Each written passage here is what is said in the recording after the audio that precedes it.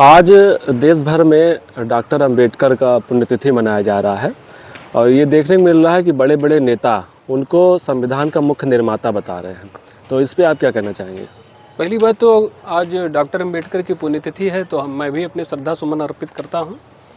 और जहां तक संविधान निर्माता होने की बात है, तो ये तथ्य एक तरह से मिथ्या प्रचारित किया गया है कि डॉक्टर अंबेडकर जी संविधान निर्माता थे। पहले तो हमें देखना होगा, ना आप ऐतिहासिक तथ्यों को झुठला सकते हैं, न सार्वभौमिक सत्य को आप नकार सकते हैं। तो जब संविधान सभा का निर्माण ही नहीं हुआ था, उसके 6 महीना या उससे भी पहले की बात है, जब उन्होंने इस मसौदे को तैयार किया था।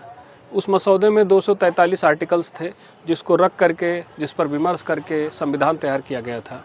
तो संविधान निर्माता तो BN राव साहब हैं, ना कि कोई मुख्य संविधान निर्माता उन्हीं को माना जाना चाहिए।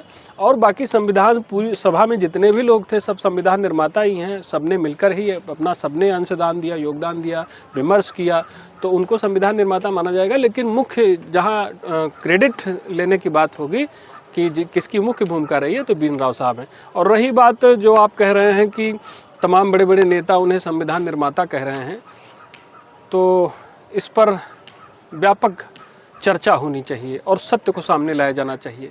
ऐसा नहीं होना चाहिए कि वर्ग विशेष के तुष्टीकरण के लिए आप कोई गलत प्रचार कर दें, गलत व्यक्ति को प्रचारित कर दें, मिथ्या आचरण करें, तो ये गलत है। मैं इसके विरोध तो में। क्या सरकार के पास कोई डॉक्यूमेंट है जिसमें ये बताया गया है कि मुख्य संविधान निर्माता अंबेडकर है? देखिए, हम लोगों ने भी RTI मांगी थी और 2012 में भी एक RTI पड़ी थी, सबसे पहले जो संज्ञान में आई थी, कि जब गवर्नमेंट से मांगा गया कि क्या अमुक व्यक्ति के संविधान निर्माता होने का दस्तावेज उसके पास है, तो उसका जो जवाब आया था कि नहीं, हमारे पास फला व्यक्ति के संविधान निर्माता होने का कोई भी दस्तावेज उपलब्ध नहीं है।